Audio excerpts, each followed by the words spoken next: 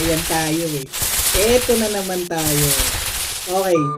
3 bagay bakit mabilis ma-loan takeout yung loan kapag ang property ay pinurchase mo kay developer.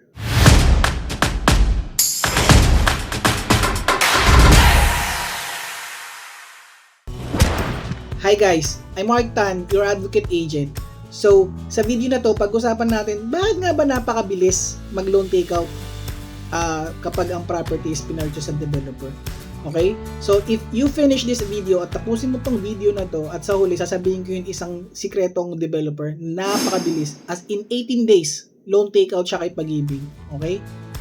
So, una, yung mga property kasi na binebenta ni developer is already been pre-approved. Meaning to say, na-appraise na nila. Meron na sila lahat ng information ng each unit ng mga binebenta or each land na mga binebenta ni developer. Tapos ipapasok nila sa Pag-ibig at sa bangko. So wala na silang dapat pagdaanan pa ng like due diligence na ikaw individually kailangan mo i-check one by one.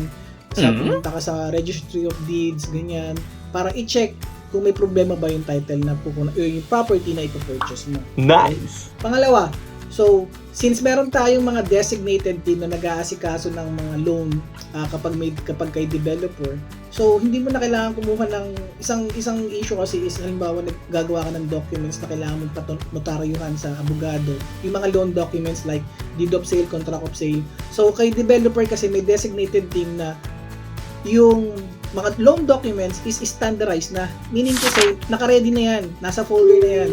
All you have to do is just present it to your buyer and then all they have to do is just pumirma na lang nung mga loan documents. Okay? So, pangatlo, si developer kasi kaya niya kasing magbaba ng mga equity.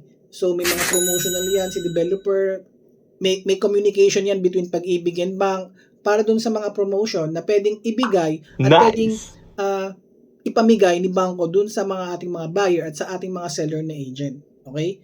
And then, like I promise, yung developer na isang napakabilis, as in napakabilis, 18 days lang, Urban Deca Homes. Okay?